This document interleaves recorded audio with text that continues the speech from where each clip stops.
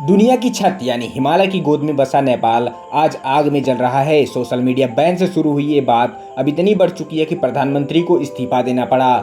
संसद जला दी गई और पूरा देश कर्फ्यू के साए में है। सवाल ये है, नेपाल में ये सब क्यों हो रहा है और क्या ये सिर्फ सोशल मीडिया की लड़ाई है या फिर यूथ की नई क्रांति। 4 सितंबर 2025 नेपाल सरकार ने अचानक Facebook, YouTube, Instagram, WhatsApp, x जैसे 26 प्लेटफॉर्म्स को ब्लॉक कर दिया। कारण बताया गया एक कंपनियां सरकार के नए रजिस्ट्रेशन रूल्स फॉलो नहीं कर रही थी, लेकिन असली असर यूथ पर पड़ा। नेपाल की जेनजी जनरेशन के लिए सोशल मीडिया सिर्फ टाइम पास नहीं बल्कि जॉब, इनकम और आवाज का साधन है। बैन होते ही उनके गुस्से ने शेप ले लिया और प्रोटेस्ट की चिंगारी भड़क उठी। कुछ ही दिनों में काठमांडू समेत बड़े शहर सड़कों पर उतर आए।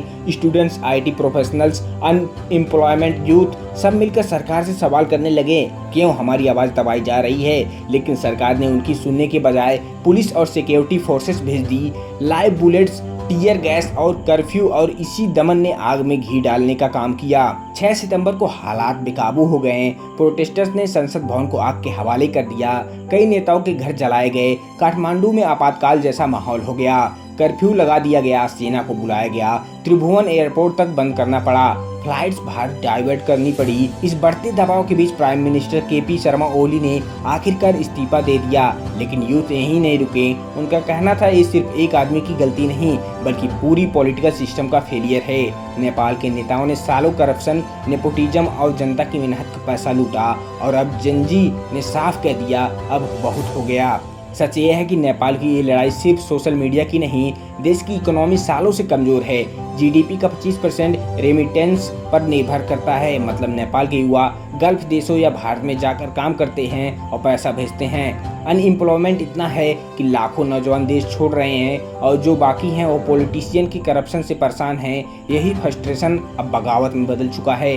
नेपाल सिर्फ एक छोटा पड़ोसी देश नहीं, ये भारत और चाइना के बीच स्ट्रेटेजिक बफर है।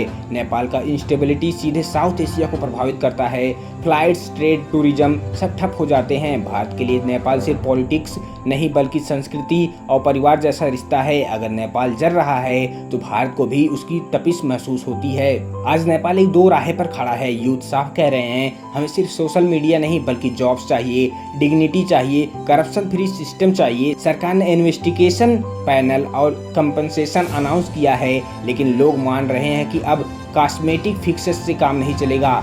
नेपाल की जेनजी पहली बार इतनी ताकतवर होकर सामने आई है। सवाल ये है कि ये मोमेंट देश को नया भविष्य देगा या फिर पुराने लीडर्स इसे भी दबा देंगे।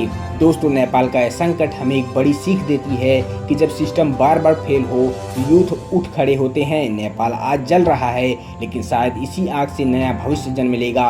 भारत के लिए भी मैसेज साफ है, युवा सिर्फ एंटरटेनमेंट नहीं चाहते बल्कि एक बेहतर देश चाहते हैं। और जब युवा सड़क पर उतरते हैं तो सत्ता के सिंहासन हिल जाते हैं। उम्मीद करता हूँ वीडियो पसंद आया होगा। ऐसे ही वीडियो देखने के लिए चैनल को सब्सक्राइब जरूर करें। धन्यवाद दोस्तों।